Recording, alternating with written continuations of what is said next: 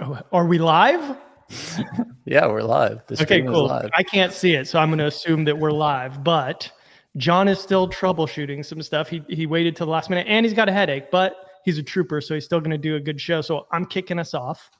I don't really have anything to show, unfortunately. I know normally in the beginning we like to look at some projects that people have submitted, but That's John's job. yeah, that is I my can only job. vamp so much here. And I would guess so I think what John is probably doing is formatting some of the questions that came in that we'll try to tackle. But of course, you guys can also be asking questions in the chat. Maybe you already are. I don't know because I can't see anything. Yeah, you can see him. Click on comments. Sandy said hello. We got Sandy. We got Steve. Oh, yeah, look at that. Steve. Good evening from the Netherlands. Indiana, they're in the finals. Well, guess what, guys? I have good news for you. The headache went away. The headache did not go away, but I have some projects to share. And then we're going to jump right into some questions. These were Discord submissions from, I don't know, the last couple months. I've been collecting some. And by collecting, I mean I might have just put this together in the last 30 minutes. But we have a bench by Dan D. He did change some of the angles. I remember reading this, so it doesn't splay out as much, but he's using it as a shoe bench. Smart. Very nice there. Hello, Raymond from Maryland. Neebs with an excellent execution of the side table. Sean, anything to add on that one? Is this the first that we've seen of that one, or had we seen it before? I feel like we commented before that we hadn't seen it yet. We had seen one before.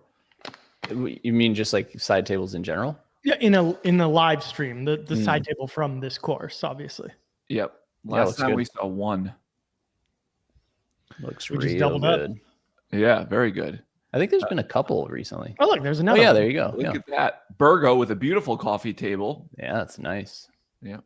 You know what I like? Those projects look better than mine and Sean's. Yeah, for sure. Going back to this one, I appreciated that Dan D changed the measurements to suit his needs. He turned the bench into a shoe bench. It's not as deep, it looks like, right? There's no way that's the full depth.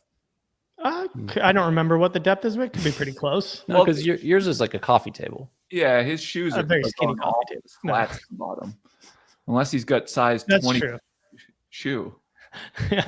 Shaq D.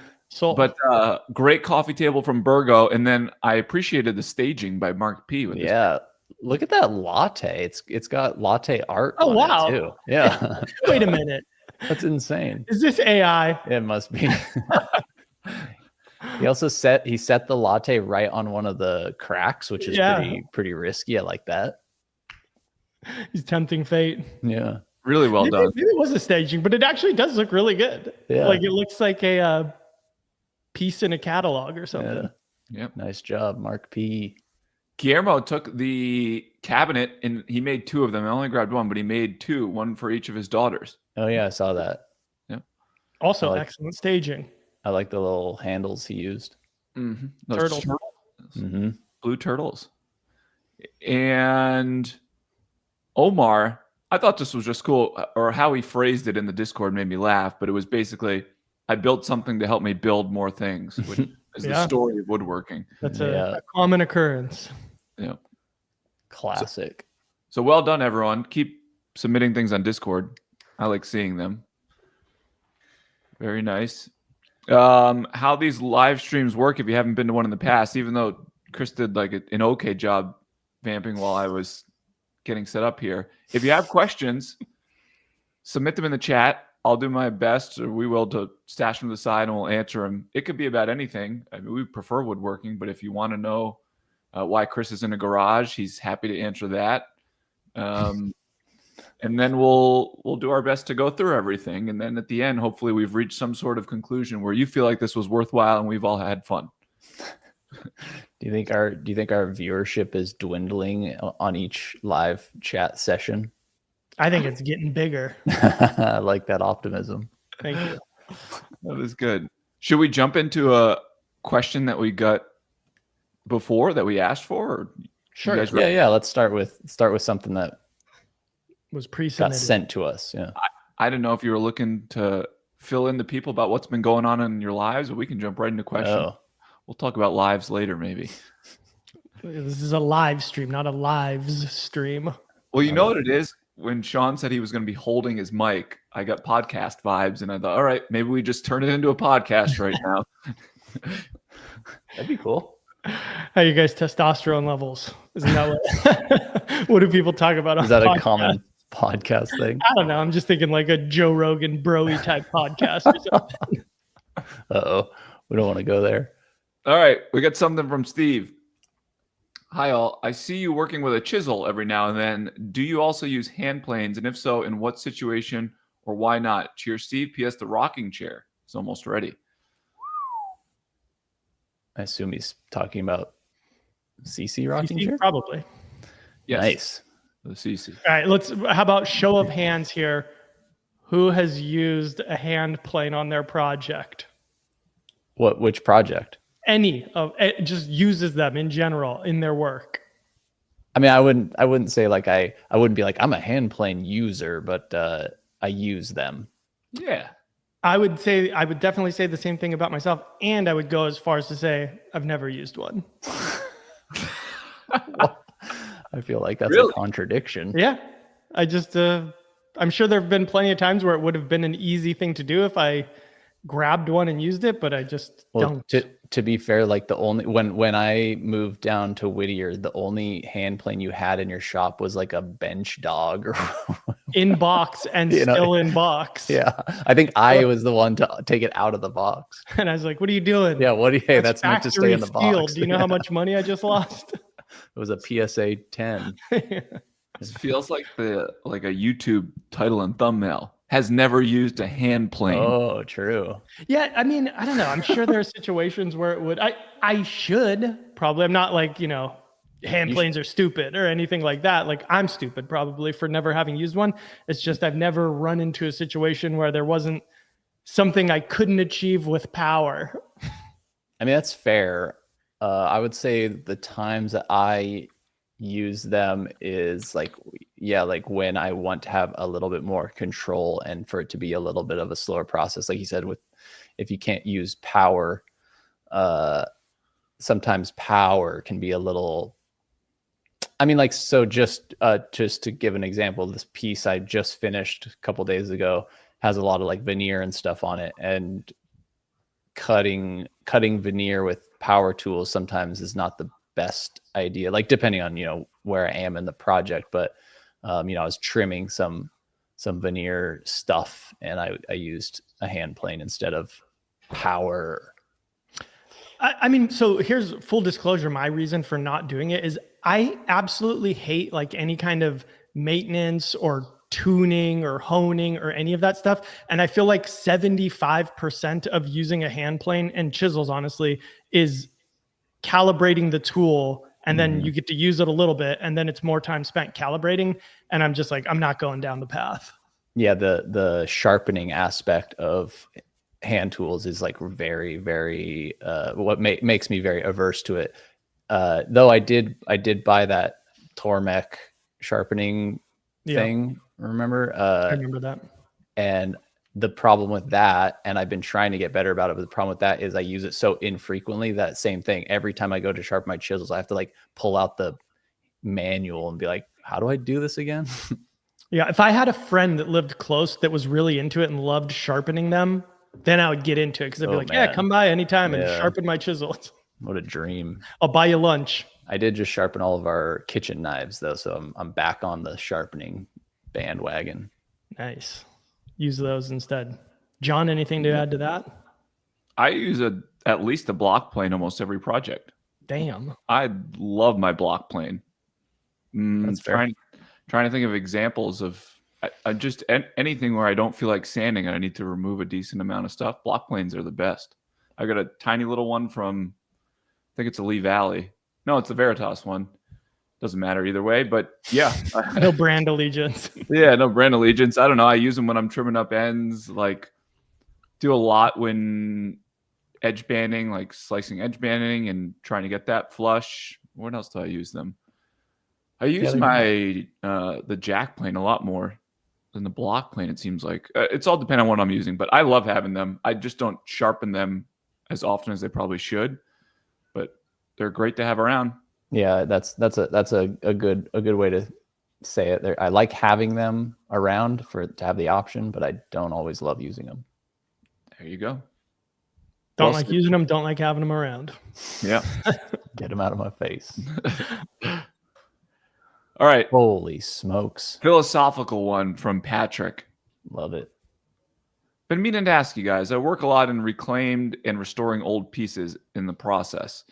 I've discovered some joints and I'm going to say glue ups that are impossible to get apart. And these pieces are sometimes over 100 years old, which I have to admire the woodworker who cared enough to make sure that this piece would last forever.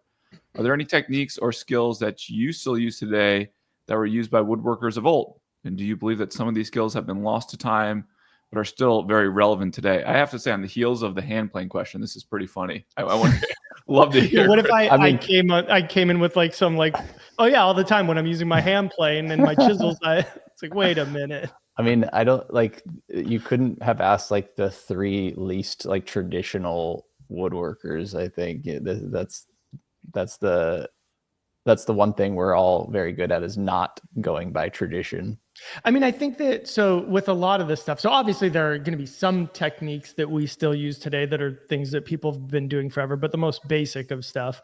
But I think a lot of the stuff, like the reason that it existed is because it was the way to get it done without modern glues or other modern tools, which now have new tools and new glue and all that stuff. Modern techniques or modern technology, I guess, have kind of made it where now those things are, what's the right word? Like, I keep wanting to say arbitrary, but that's not right. It's obsolete. Yeah. It's not even quite obsolete. I'll think of the word later and I'll yell it out when we're talking about something else. But like now they're just like decorative almost, is the reason that if people use them today, they're not unnecessary either. I see people, everyone's going to be chiming in with stuff. And now I keep losing my train of thought because I'm reading that and thinking about the other words. I don't know. I'm excited to see where this meandering road antiquated. Yes. Antiquated. Yes. That is what I was thinking of. They're close to arbitrary, right? Yeah. Thank you, Edie. Yeah, I think that now, like really the only people who care about them now are other woodworkers, where in the past it was just like, well, this is how you make the furniture so it doesn't fall apart.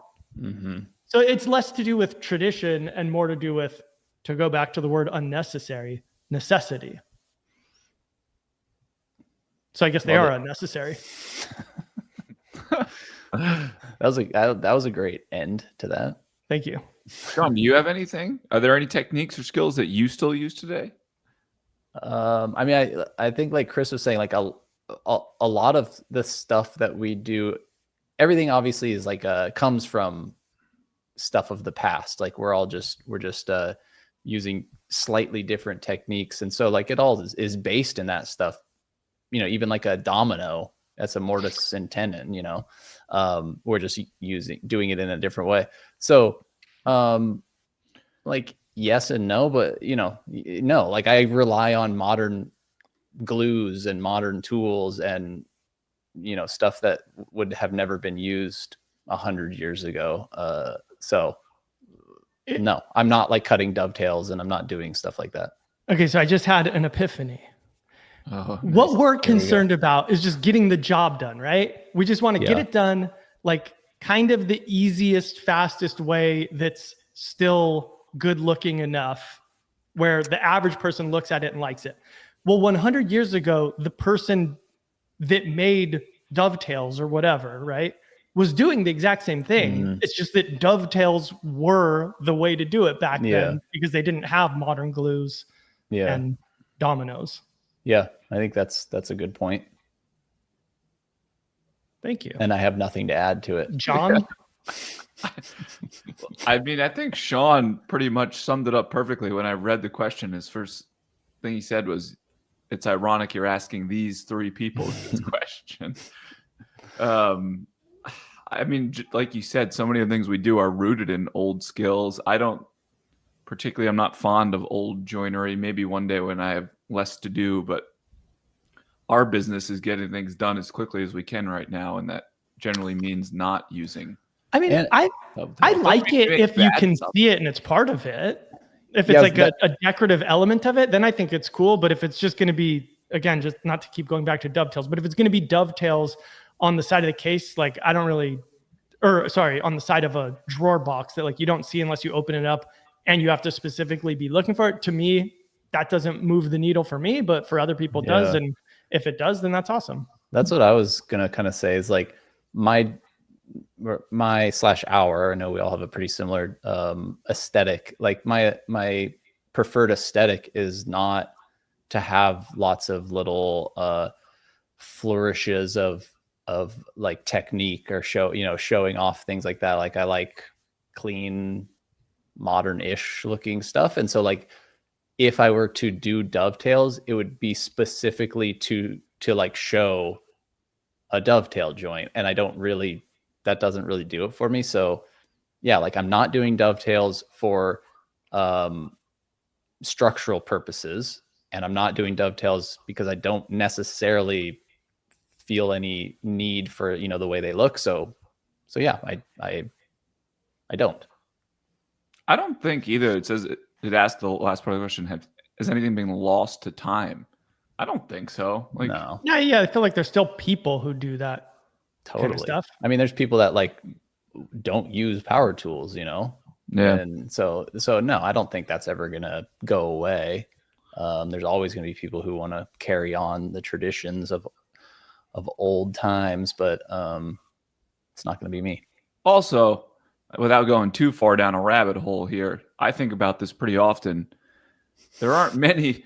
It's not like there's a lot of shockingly new innovations or techniques in woodworking, which somewhat makes like my job harder every day, in the sense that woodworking is what it is. And it's not like we're going to wake up tomorrow and someone's going to have discovered a new way to join two boards together. It's already like, it is. We're not going to figure it out. It's been figured out. So I think if anything, it's just like more simple or basic things that replace the old way of doing it.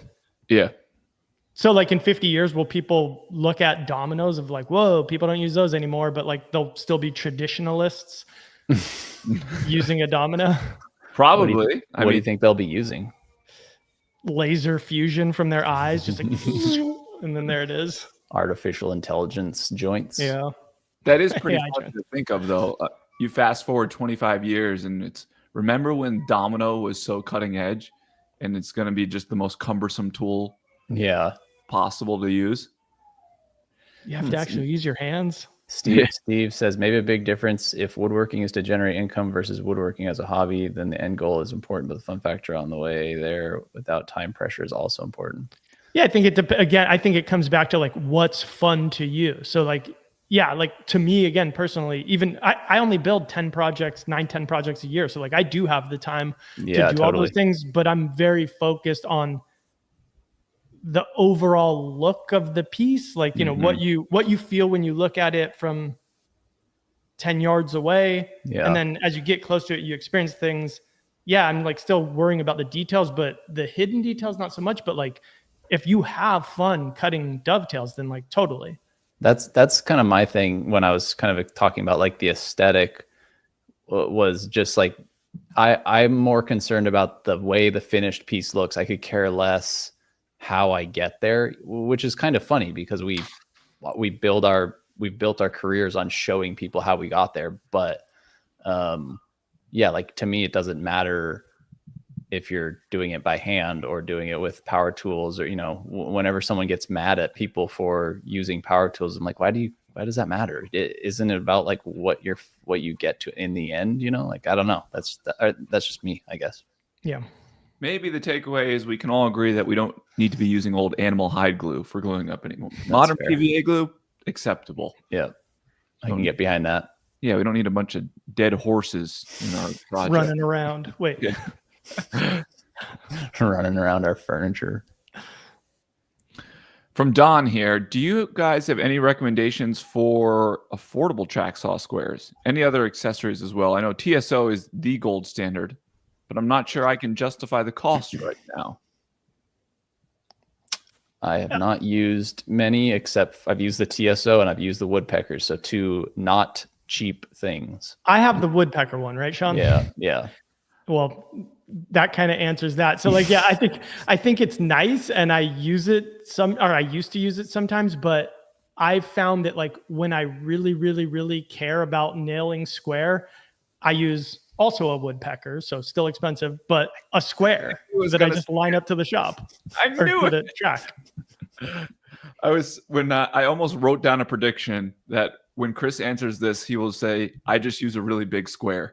Yeah, of course. Well, why wouldn't you? It's way more square than any other tool is going to be. Like that's its only job is being square. Don't buy the $150 TSO square clamp. Buy the $150 gigantic. Actually, that woodpecker square. How much do those cost? That really? I don't know, but the good thing about a square is like it's not just for setting your track saw straight. You use it for a bunch of things. So you were gonna go for a joke, Sean, but that would be my real recommendation. Yeah. No, I just agree. Get a super nice square instead. I agree with you. I've never owned a track saw square, so I don't know if that tells you. I haven't cut a square piece of plywood in years, though. So everything's off 90. Yeah. I have the TSO. You do? Attached to my track that I use for cutting plywood, and I don't trust it, so I end up double checking with a square every time. There you go. Yeah, I would do the same. There's play in it. Like you can manipulate it based on how you lay the track down. Yeah, on the far side. Yeah, that's why I've never really liked miter gauges that come with your table saw. Like there's always just a tiny bit of play or something that you're like, this isn't going to be the same every time. Yeah It's the same thing. I agree. It was somewhat of a joke, but true by Chris. Just buy a good decent square. Jessam makes a really good one now that are pretty good size, and they're also a square for checking your track saw. Great. Yeah. Are there any other, while we're on this topic, I don't know if this is exactly what Don was looking for. Can you think of any other accessories like that where you really don't need the accessory? Just like buy, again, not a square, but buy something else that also does its job, but other jobs? Tough trivia question. Yeah, whoa. I don't have an answer. Like nothing popped in my head. I was just seeing if you guys had a miter saw. Yeah.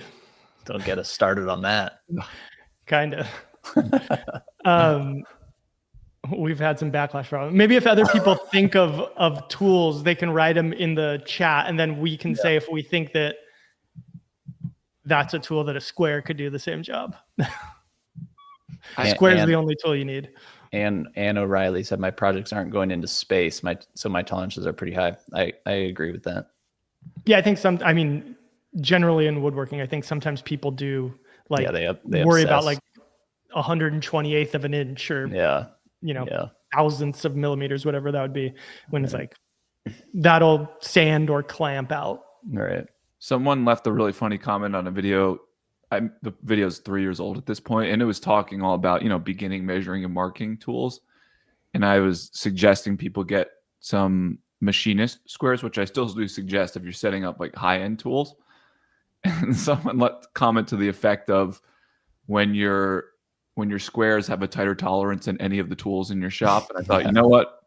That's a good point. Yeah, it is true. And Sean and I have talked about this in other videos and other plans and stuff, but like what we'll do, like, so when something gets really finicky and accurate like that, we always say still aim to be perfect. Yeah.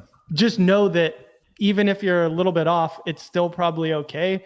But don't just go like, oh, it doesn't matter, and then aim to be not perfect, because then if you're not perfect and you're further off from that, well, you might accidentally err into being perfect, but you might err the other way into more imperfect. That was when we were doing like some of our early courses, and like with balloon slides. Yeah, that might have been what it was. Like we were sitting there going like, okay, you need to make your drawer box 22 and 11/64 wide, and it's like, you don't, but shoot for it. Like what's the worst that can happen? You'll be off a little bit, but you might as well try, so perfection's a good starting point, even if it's not a good ending point. Shoot for perfection and you'll land among the stars. Isn't that how the saying goes? I believe so. I think that like what Sandy was saying. I get a little OCD. Wish I knew to know what is close enough. I always struggled with this too. Yeah, that's fair. And that's something I think comes with doing, building more stuff, and you get a feel for what, like Chris said, what can sand out, what can clamp out. A lot of people really, really obsess about joint lines, like in a panel or something. Before you've glued it up and clamped it up, you put your boards together and you see little gaps, and that's something where you'll just kind of over time you'll be able to look at those gaps and be like, oh, those will come out with clamping or whatever. Or you could look at it and go like, that's way too big. I need to rework that joint, but there's no like single rule to just be like, this is close enough, Right. Yeah. I mean, there's a lot of variables, how big something is. So like, going back to the track saw thing we were talking about, if you're a half of a degree off, but your piece is only 8 inches wide, that might be fine. Mm-hmm. If you're half a degree off across a 48-inch long panel, that might not be fine. It just kind of depends on the application. Yeah. I can tell you, this one gets asked to me all the time. I want to hear what you guys have to say. I can count on one hand the number of times, and I've made a lot of boxes in my life, that I've made a dead nut square box. Oh, especially like when you're talking about bigger cabinet, this credenza thing behind me, I guarantee the dividers in that are not square. And that was something that always really annoyed me about like when woodworking on Instagram got real popular, and like one of the favorite things for people to do, and these were like the people that have machinist squares, and like show them slamming it in, smashing the square into a corner. It's like, I can smash my square into any corner and it's gonna look square, show us all four too. Yeah, totally. We should make never mind, go ahead. But just that it was like this idea just perpetuating that like every cabinet I make is perfectly square, and I'm doing it with all solid lumber. I milled it all myself. It's like, dude, I'm sorry that no one's doing that. Or maybe I just suck. You just can't make anything square. Chris, you get a lot of dead perfect square boxes every time. Every time I smash my square, every time he smashes into one corner and doesn't. It's usually they'll be, it's very close and close enough, and I know that it's going to work, so I don't stress about it. What I was going to say, that we should make a tool that's specifically for slamming into corners to make it look square, so then eventually 3 other guys can be like, you don't need that, just get a square. It's a little hinged square. Yes, slightly. It's got like it just conforms to however off your box is, but it's perfect for Instagram. It's a good idea. Yeah, it's the Instagram square. You know what the other problem is too, Sean? Like when you're doing plywood boxes, the plywood is never dead flat. Oh, right. 100%. Your plywood's got a bow in it, so then your square totally. Am I square or is it the plywood's out? Yeah, and then you're running around your box checking each one. Like, wait, why is this one this way, but this one is that doesn't make any sense. Like, because everything, my angles add up to 364. Yeah. Yeah. So if you're watching this, you're not alone. That the ruse, and as Sean appropriately pointed out, you see. It's hard to say when close enough is close enough, but I will say if you're worried about it, it's probably close enough. Yeah. Just the fact that you're thinking about it. Right. Like if you wonder if you're a good dad, you're a good dad. At least that's what we tell ourselves. Yeah. I don't do any fathering, but I just worry about it a lot. Sandy said, "Thank you. I thought I was just getting bad plywood." Sandy, I'm telling you, one day I will build a perfectly square plywood box, but it still has not happened yet. Yeah, they're pretty close. But yeah, I'll take the 64th out.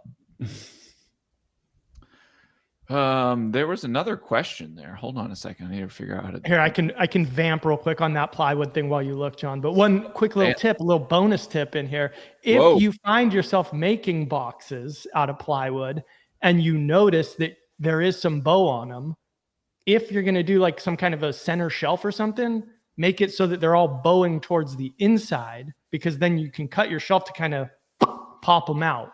You could do it too if they're the other way, but then you're relying on the glue to hold everything together, or screws or whatever. Whereas this, the wood's just going to hold it out. Did you find something, John? I did, but imagine back in the day when they were using old horse hide glue there. Oh, that's why you had to go had to bend in. Yeah. Those horses just couldn't hold it. Not Nope. anymore. Unless it was a Clydesdale that you made the glue out That's of. true. That's true. Yeah. That'll hold. Big hooves. Speaking of plywood, Sid came through for us. He knew we were going to go down this road. He said, I'm overwhelmed by the choice of plyboard, I assume plywood, and what is best for garage units that I'm covering with a board made from solid wood. What if we gave him a really great long answer and he goes like, no, I was talking about plyboard. You're way off. Yeah. What was the question? What kind of wood is good to use? What kind of plywood or board is good to use in I guess for making like say garage cabinets, or units if you prefer. But he's going to cover it in solid wood. So I'm assuming that means just like the front, like the doors are going to be. I think there's a lot getting lost in translation. Yeah, American or something, but I'm guessing, say you're building cabinets for your garage using plywood, but you're going to do doors that are made out of hardwood, so you don't care what the boxes are made out of, maybe.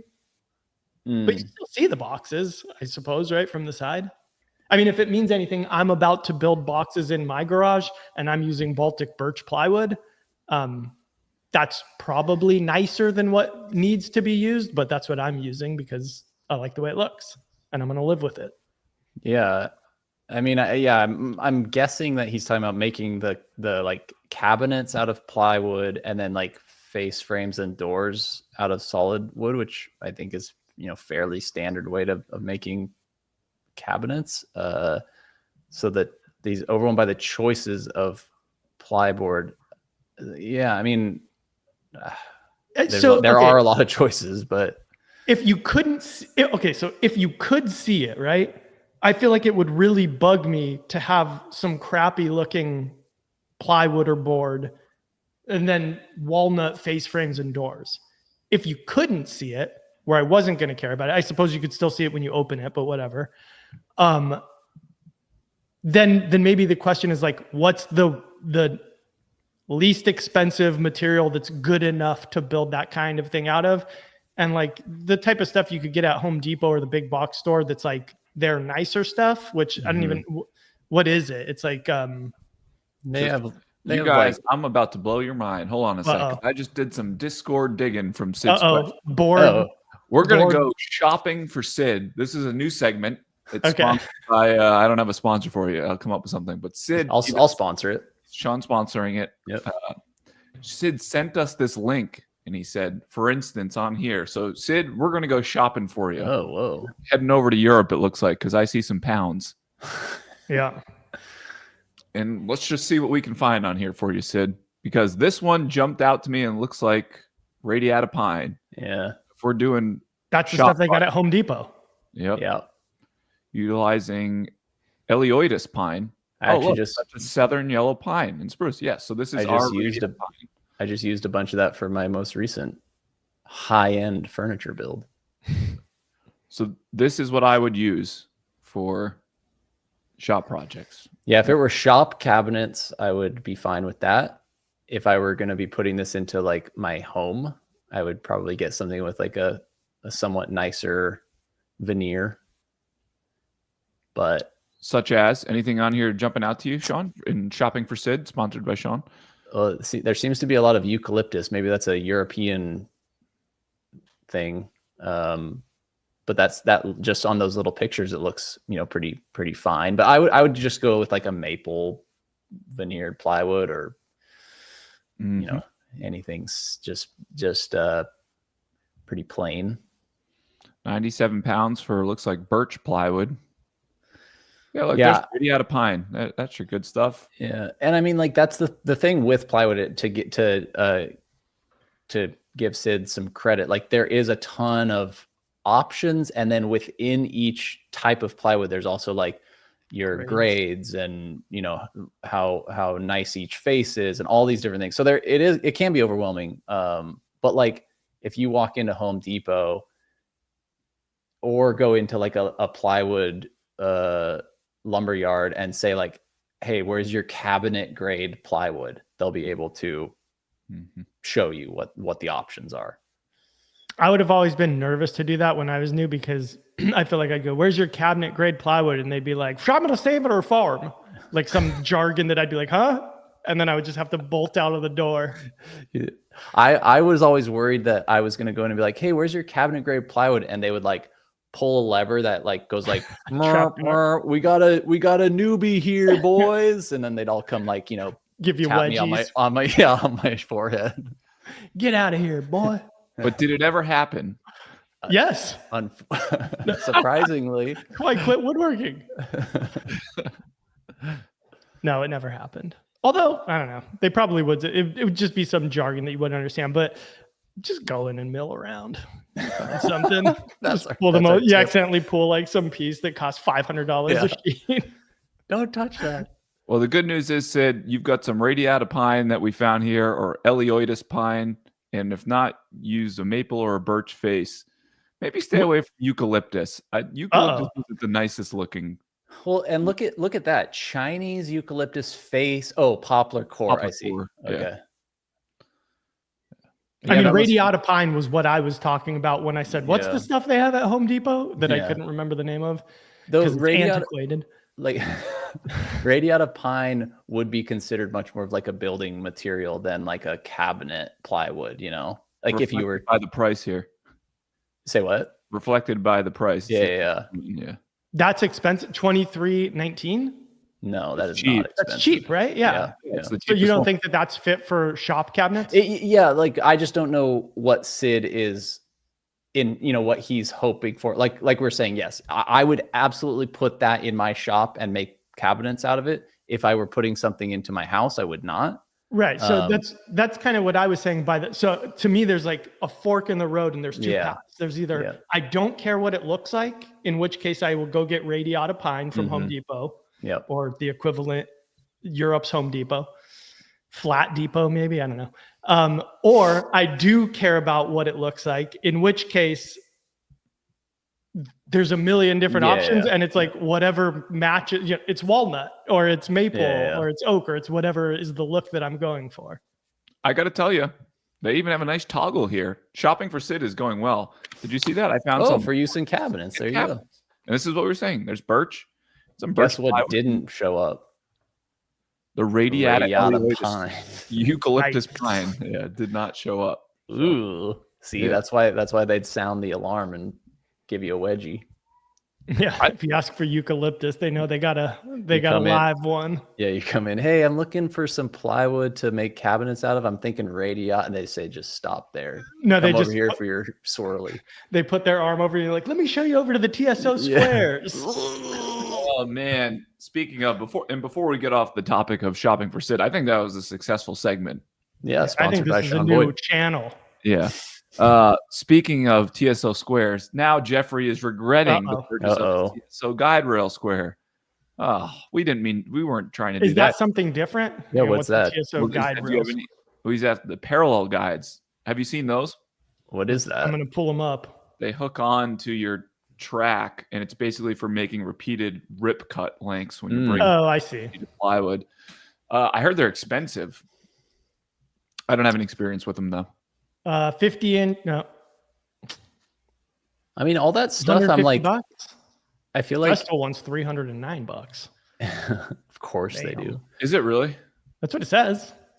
This is where it's like I was having this conversation with my buddy the other day because he's doing a video similar to this conversation right now or one earlier.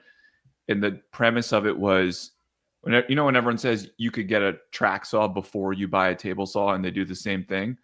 So he had to outfit his track saw with all of these things like those guides to do what a table saw does. And then we were laughing. We said, by the time you spend that money, you could just buy a really nice table saw and then not have to outfit your track saw. Well, the thing that's funny is like Festool, going back to Festool, they kind of like, with their MFT system or whatever it is, like they kind of, I don't know if they were like the first ones to do it, but they, maybe perfected it. And like you're saying, yeah, you're going to spend, that's going to cost more than a table saw, though. Like the reason they did that is because you can set it up in a house that you're building, doing finished carpentry for or whatever, which is what Festool, like kind of, that's what their Yeah. their bag is. So like I go, yeah, okay, in the right situation that makes sense. But if you're a hobby woodworker wanting to build stuff in your garage, like, yeah, don't buy all these crazy accessories and just get a table saw. Not to make Jeffrey feel even worse about his purchase, but I mean, it could be the type of thing where you just don't have room for a table saw, though. In which case, that's totally. And I mean, I know there's you don't want to can get manhandle ones. sheets of plywood too. I mean, it's not easy ripping a full sheet. Totally. Yeah. And that was going to be the first thing I was going to say when you first put this up was, maybe this stuff is a little finicky, but if you're just wanting to use it in place of a table saw, everything can be a little finicky. So yeah, you just figure out what you have to do to make quality cuts and go with it. I think it's a good way to look at it too, Sean. The thing that is meant to replace something else is not going to do it better than right. Or else we'd all have them. Yeah, like table saws are the best for ripping for a reason. But I mean, there's plenty of people who love those parallel guides. I'm sure that they work fine. I mean, they do the number one thing that we always preach, which is they force repeatability over accuracy, which is more important. Yeah. So I don't think it's bad. I just think it's one of those things where, so like, okay, again, I know my situation is very different, but I'm getting ready to do a garage project that's going to require a lot of plywood. I don't want to cut full sheets of plywood on my table saw. So what I will do is I will use a track saw to break them down, and I'll just leave everything a 1/2 inch big when I do that. And then I'll cut it on my table saw. So when it comes to like a lot of those tools, I feel like the thing that they offer, so like, the TSO 90 guide or whatever, any of those things, right? They're maybe they're slightly less accurate than using a square and clamping it up and all that stuff, but they're very close to as accurate. But the thing that sells people on it is that it's fast. Mm-hmm. It's already hooked onto your tool. You set it on and you do it. Whereas, when I do it with a square, it takes me a couple minutes to get everything right where I want it, clamp it up, double check it. But I kind of look at it as like, I'm not manufacturing furniture. Like I have to make at most 5 of these cuts. And so maybe it'll take me 45 minutes to go through that process instead of 20 minutes. So 25 minutes of my time. But I don't care, because it's like, I'd rather spend those 25 minutes just getting it perfect. And I don't need that other tool that I don't trust as much as a square. Mm-hmm. What was the question? Where am I? Well, good news is that Jeffrey Rodriguez also purchased a PCS. Way to go, Jeffrey. I think Jeffrey just likes having tools. Yeah, he's got the good stuff. Well, you have all the options, so. Was that, and he had asked the question before? Yeah. Oh, yeah. If you have a PCS, you do not need those other things. Get them out of here. I don't know. I think you have a fence. You have a table saw with a fence. Maybe I would like to have those. Although, see, I don't even break down plywood at my shop. I do it at where I buy my plywood. So I'm the wrong person to ask. Buy them for the lumber yard. I mean, like Chris was saying, when I'm breaking down a sheet of plywood, I'm cutting everything oversized to then cut it to final size in a more accurate way. So on the table saw. So in Jeffrey's situation, it's like if you just had the track saw and the track, you're going to get close enough with that, and then you've got the saw stop. So then you finish it off with that. Unless I can't think of a situation where I would need my finished cut to be off of a track saw. It's got to happen. Unless it was for a video where you were like setting constraints. Yeah, arbitrary constraints. Love that. Where I buy my plywood is at our guild, which is great. They have a couple really nice cabinet saws, and there's a lot of big open space. But one of the standard things, for the most part, that you do, if you're ripping a sheet of 3/4 inch plywood, someone will assist, and they're just helping you lift it. But one day, this was a couple years ago, the person who was in charge that day, the shop supervisor, said, no, I don't allow that when I'm a supervisor. And don't allow people to help? He says, I don't allow anyone to help. And now it's become my mission every time I go in there to make him happy. No one will help me when I'm ripping 3/4 inch sheets. I'm pretty good at it now, but it's a pain. What a strange Like not even lift it up. No, He just wants to see you use leverage. You have to do it on your own. Wait, did he give you? Was this like? Is he being funny?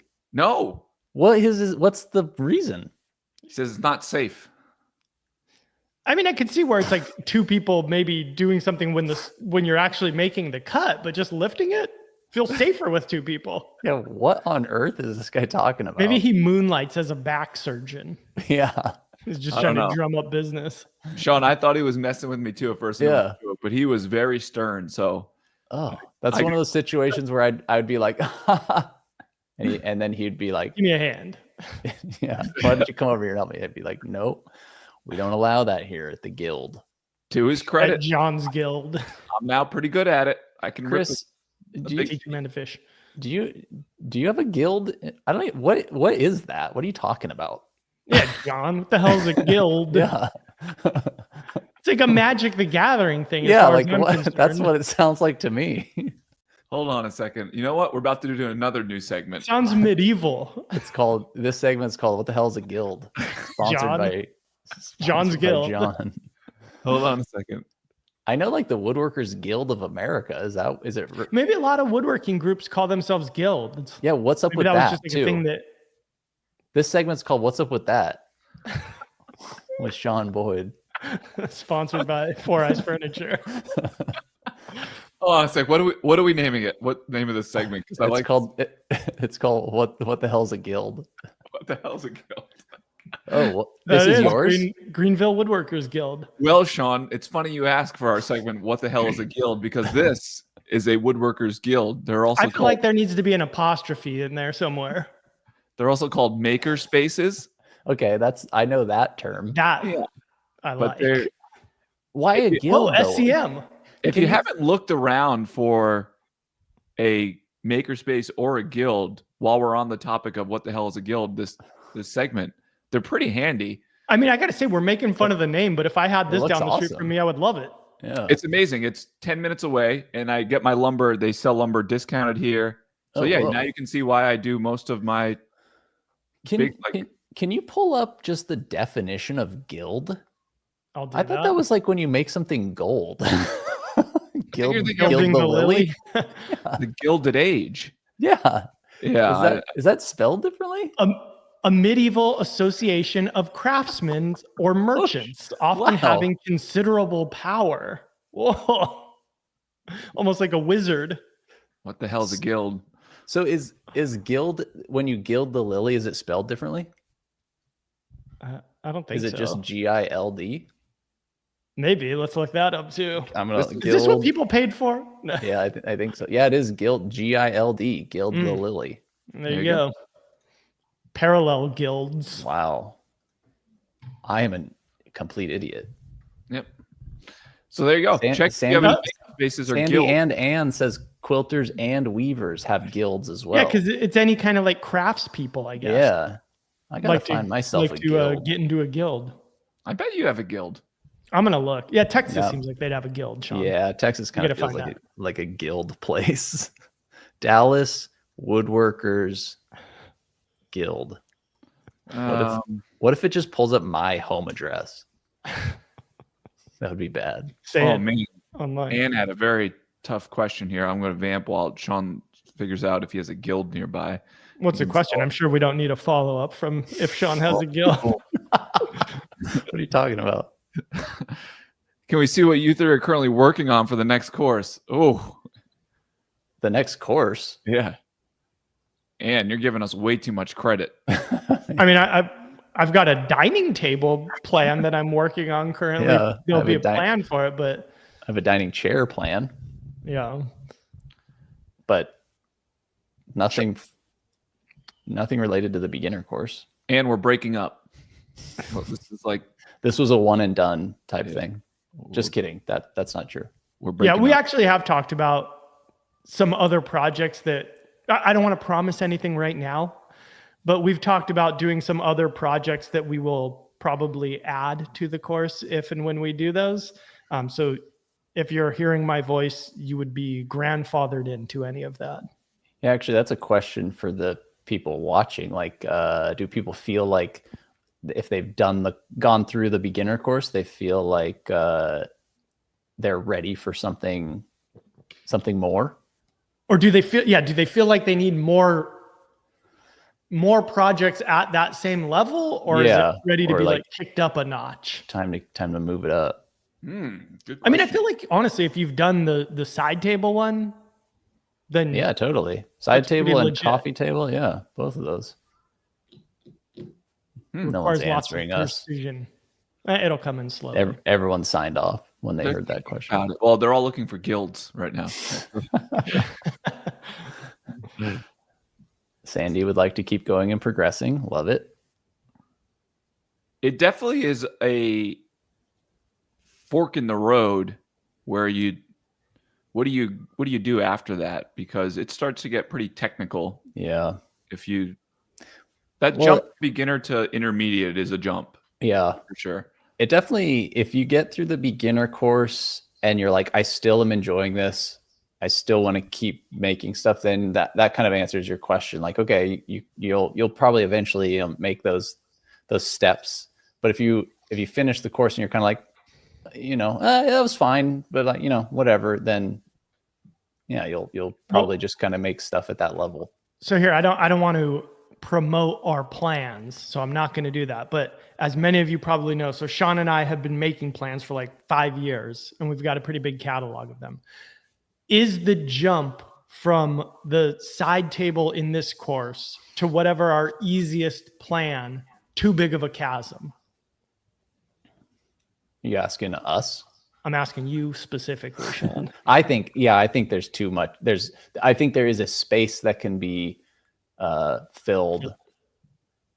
Probably. Yeah. I don't think it's huge. I don't think it's like, oh my God, this, we go from 0 to 100, but yeah, I think there's definitely space in there for. Yeah, there's kind of this joke that with any hobby, everybody classifies themselves as an intermediate. Like once you get, so in fairness, I would say like the coffee table project and the side table project in the beginner course are intermediate projects. Yeah. Like if you're doing that, you have built a project that's more involved than like your neighbor who occasionally is running a tool in his garage or her. But then at that same time, like every project that we have made plans for, no matter how advanced they are also intermediate projects. So it's like you get into this weird phase where everything classifies as intermediate at some point. Yeah. So I would almost say that like the simplest version, like if you made a simple version of whatever our simplest course plan is, that like it isn't too big of a chasm. You could definitely do it, but like it does kind of start getting into the point where, we're almost assuming that you have more tools. You already have this tool. You're already familiar with this. Whereas this course was more about like, we're almost imagining you starting from nothing and you could complete everything without needing a table saw. Yeah. I think that would be, that last part you're talking about would be like the way we approach the beginner course was, with the assumption you've never done anything. And with our other courses, we come into it with the assumption that you are a woodworker, or you have done this before. And I think if we were to make like a next level from the beginner course, it would be with the assumption you've done the beginner course, but we're going to explain all those techniques that we don't really explain in our courses, right? Where we assume that, how to glue up a panel. Actually, we don't assume that because we show that stuff, but yeah, I don't know, certain things. Yeah. Yeah. We're not going over like, table saw 101 safety, like we did in this one. Yeah. But so, yeah, I almost feel like it's like, we could actually do the same projects. It's just, you would have to teach in a different way where you're not making those assumptions as opposed to how we do it now. Mm-hmm. Yeah. I don't know, maybe there's something out there. Maybe there's like an intermediate course that could be made, but it feels, I don't know. It's yeah, I maybe think weird. I don't It know. lives in a very weird space because it's like you go from butt joints and screws and all of that, which we use in this course, which there's nothing wrong with. It's what I use 90% of the time, it seems like. And then all of a sudden you're in dados half labs, stop dados, and things like that. And Right. where are you going beyond that for that isn't considered intermediate, like angled bridle joints, and things like that? Well, I don't know. I almost think just adding more pieces that bridge that gap is like a potentially good way to go. Instead of trying to make it this full-on in-depth course of like, okay, now we're talking intermediate techniques. It's like we're already kind of there, and so it's just like coming up with pieces that maybe have a few more techniques or whatever. Yeah, again, I don't want to promise anything, but Yeah. if you forced me to choose right now and you said, would you rather make like a follow-up to the beginner woodworker course or just add to it? I would rather just add to it and find value in that than try to make a whole new course. What a win for everyone who's bought the course, though. Let's say hypothetically we just added 3 or 4 more projects. Phew. Jackpot. Yeah. Grandfathered in, all of you guys. Or again, not promising anything. We could go like the video game route, and it's all downloadable content. Oh yeah, yeah. It's pay to play. Yeah. Hey Sean, get a load of this. I have no space. Everything I do is out of a makerspace. Sharing some tools sucks, and they're only open, let's say, until 2. But without it, I wouldn't be making anything. There you go. Yep. 2 a.m. That's pretty good. In North Texas Woodworkers Association, no guild here. Just you're an association. Yeah. Darn. Steve said, for me, it was a way to start over instead of the CC rocking chairs. That's a heck of a first project. And this is a way to gain more confidence in woodworking. Yeah, CC is one of like the harder ones. Yeah. I tell you, chairs. For anybody unfamiliar, it's the picture that Steve has there in his little icon. Yeah, CC. Oh God, I've built so many chairs, and I don't want to build any more chairs. I think I'm just retiring from chairs. Jeffrey said, I think I'm in a weird spot. I have not done much, but bought almost everything to do with anything. You do have the parallel guide, square, and PCS, so you're on your way. And would like a course on something complicated, broken down for the beginner. That's a good I get point. what you're saying. Yeah. That's an interesting way to phrase it, huh? And I think this is the perfect follow-up. I'll plug your courses, guys. The 4 Eyes courses are great for what you're describing. I agree with that. I think they do a lot of complicated stuff here. Yeah, it's not, I mean, it's definitely a lot of hand holding through the build process. It's just not, what it doesn't have is the like, hey, here's how to use a table saw. Here's, the most basic of things, which is what we did in this course. Yeah. Sandy just commented, I would struggle to read plans. So I think that's one thing that we have always, and same with this beginner course, we've always set out to not just provide a drawing with some dimensions and say, okay, here you go. It's like, chapter 1, milling your lumber, chapter 2, so it's that's the part that I think we do well with, like you said, the hand holding through a project. Like, yes, we will make assumptions, but it's just like the beginner course. It's all about us showing and explaining and not just like giving you a piece of paper. They're honestly pretty similar to the projects in the beginner course, the way that everything's presented. Oh, very similar. Yeah. Same people made them. That's right. Same people made them. Well, you built up your... There you go. I'm with you, Sandy. I can barely read. I'm not even joking. The way you built up I have no comprehension. Very well for me. Learning with the video stop button and rewatching the instruction and studying where necessary at the time suits me. I agree. Mm-hmm. I agree in all of that. Yeah. Well, if anything, Ann, and thank you for asking the question, it's given us something to... we've talked about this before, but it always comes back to the conversation we just had, because I think that their basic plans in there, their easy stuff, is that next intermediate thing. I don't know what else lives there unless we tack on, like Chris was saying, and it would just be a couple more projects, and it's here's some half laps this time, and here's some Yeah. dados that we're going to cut now that you feel confident doing that stuff. But again, a lot of that requires some additional tools. And the idea with this course was, let's do it with bare bones tools, even though Jeffrey said, I'm going out and getting everything. Yeah, I think it would really just come down to our approach Yep. to the teaching. Like the actual pieces are all kind of there, but it would just Yeah, just be Be like, how here's we how to do approach it it. if you didn't have a table saw, which we Yeah. just don't do. We just kind of go like, if right, you right. don't have a table saw, you can still do it, but like you're kind of going to have to figure that part out. Yeah, a little bit. Yeah. What else do you guys have coming? A dining table you said you're working on? We're doing a dining table and a dining chair right now. And Nice. we're kind of, so that's something that we're kind of focusing on with some of the upcoming designs is a little more, I don't want to say basic, but a little more Mainstream. not like the CC rocking chair. The CC rocking chair is like very highly designed. Or like there's another one we have called Little Larry coffee table. Again, very highly designed. So trying to do things that are a little more kind of like the bread and butter staple pieces that people would probably be more likely to want to build if CC might look a little intimidating. Yep. Good sales pitch.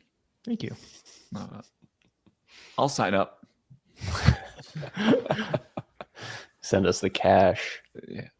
I don't think I missed any other questions. Let me just double check the Discord here. If you guys want to vamp on anything for a second. Sandy asked who has the CC chair course. I'm curious. I'm not sure if she's asking us that. Like, where do you buy it? Well, Steve has it. Yeah. Apparently, like, he enrolled in the course, but if you just search Four Eyes Furniture Plans, it'll all come up. She also wants to know if we bend wood. Not in the courses, but I have before for just a project. I just did this past week. Oh, look at that. Hold on. Wrong way. There you go. No, yeah. Wrong way. Wrong way. There's What are some- those, kerfs? That's kerf, baby. Whole bunch of kerfs. That's not a fun process. You got a video on that, John? I did have it in a video, yeah. I'll do kerf bending. These are one piece of wood. Look at that thing. Oh, you got like a dumbbell joint or something on the bottom. A little reinforcement. Yeah. I don't know if I put one on the other one. I think I just chanced it. Oh, no, I put a dovetail. What do you use those for? What's that? Sitting on What a do you shelf use those empty. for? There's supposed to be shelves that go on the wall, but they've been sitting here for a very long time. They're shelves that go on top of a cabinet. I think this was the first one I tried, and it did not. Everyone feel better about themselves. Look, we all start somewhere. This one didn't go so well. I don't know how well you guys can see. And I it's can't get a good. fine from here. Yeah, hold it. Just, Oh, there you go. oh, yeah. Oh my God, John. You should be ashamed of yourself. Yeah. You're out of the guild. I'm kicked out of the guild. That's what I was trying to figure out, because you have to calculate how to space them. Yeah. And there's all these online calculators and stuff, and my calculations were wrong on this Chris one. did that when he made a gigantic Nintendo Switch. Yeah, but I don't think I did any calculations. Well, I think I so just did Flying by the seat of your pants. I think Unlike when me. you have to get it to like really match back up, you need to, and have the Yeah. joint closed. Like this one, it's all closed. Like I didn't have to do much at all with this. It was pretty cool. Some people fill them, Sandy, but like you don't have to, because I think the idea is that the inside corners will hit each other. Are we talking about? Oh, Yeah, filling in the curves. well, I did this differently than Chris did. Chris probably used a table saw or just a normal saw blade to cut them. I used the tapered router bit so that they So they completely- close themselves up. They close themselves up. Yeah, I don't know how Hmm. well you can see there, but they close pretty good.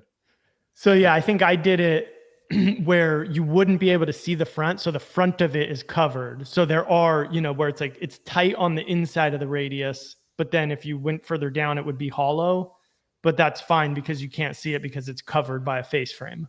Yeah, look Yeah, at for the inside's really tight on these. It's pretty cool. for the most part, like kerf bent stuff would be like, you make a bent plywood, carcass essentially, Yeah. and then like veneer over it, or put a face frame in front of it, so like you don't see those little gaps. But Right. that's to do it in solid wood is an impressive feat. I had a lot of pieces that were thrown out. I'll just Yeah, I bet. still have some fun scrap that I play around with in the shop where woo, they're all wavy. What did you do? Vacuum bag, Sean? For whatever you just... for this one I did not. This one was I built like an interior, structure, and then it's just all veneer that's contact cement on top. Gotcha. I've got news, guys. I checked the Discord to make sure we hadn't missed anything, and Sid said he just turned on the live stream, but he missed our whole thing. Shopping for Sid. Sid, no. It'll be archived now. Hopefully you can go rewatch it, Sid. We did a whole segment called Shopping for Sid. You're gonna love it, I'll tell you. He missed that part too because he signed off. Oh. I just signed off right before you said. And then Sandy shared a cute picture of her dog, so everyone go check out the picture of Sandy's dog. What? Made out of wood? It's no dogwood. Made out of flat dogwood fur. Where is it? Where's the dog? It's in Share Your Work. Share Your Work. Share Your Dog. Yeah, it's very cute. Oh, jeez. Oh. Well, we covered it all. Yeah. Any last speak now or forever hold your peace? Because this is our last one, right? Yeah, we're last one of the three that we that we promised. Talked about doing. I mean, it could be the type of thing where in a year from now or down the road, maybe we do it again. But no more. This was fun. I liked talking to you guys. It's gonna be weird to not speak anymore. This is it. I only talk on live stream. I only communicate on live stream. I don't have anything to add. I agree. Maybe we'll just do it again in 6 months to a year just for fun. Because it's a pretty light lift.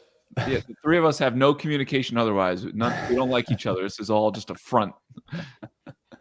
Any stragglers that are still using the Discord in a year, we can all join in. We'll need a Sandy's update on her dog. We'll look a lot different then. And we got to find out what kind of plyboard Sid bought. Yeah. Or who knows? Maybe this whole course thing will become antiquated. Uh-oh. How about Just Chats? Maybe a new segment called Just Chats. Just chats with the boys. The launch of our new podcast. You just have to find a sponsor. I'll sponsor it.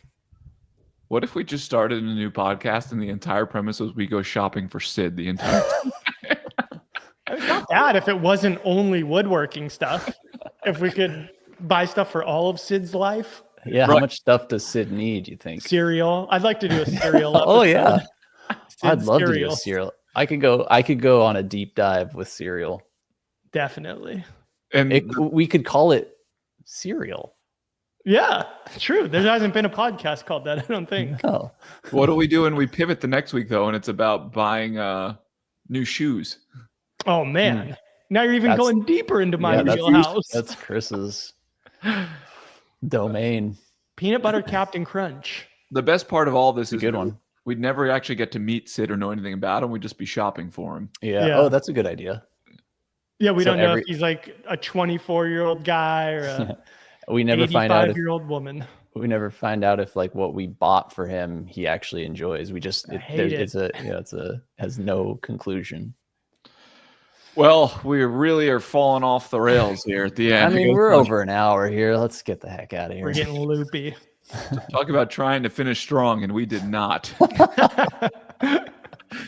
It was not our best foot forward at the end. That's kind of par for the course for us. I guess I'll wrap it up. Do you guys want to say anything before I sign us off? Anything. Nice knowing you. Nice knowing you. Well, Steve said education. Have a nice life. Well, in all sincerity, it has been fun doing these. Yeah, things. I have liked doing these. These are fun, and we hope you guys got something out of the course. We will keep you posted for any updates because you will be the first to know. And like Chris said, you're grandfathered in. We will do our best to continue to participate in the Discord. We like seeing the projects you guys are sharing and answering questions. So keep them coming. Keep making things. Keep making out of square boxes. Keep smashing that square into the We'll corner talk to you- make it feel like it's square. Just keep smashing that square. Yeah. And we'll talk to you guys soon. Soon being Okay. a year from now, 6 months. But yeah. Thanks. Thank you. Bye, everybody. Bye.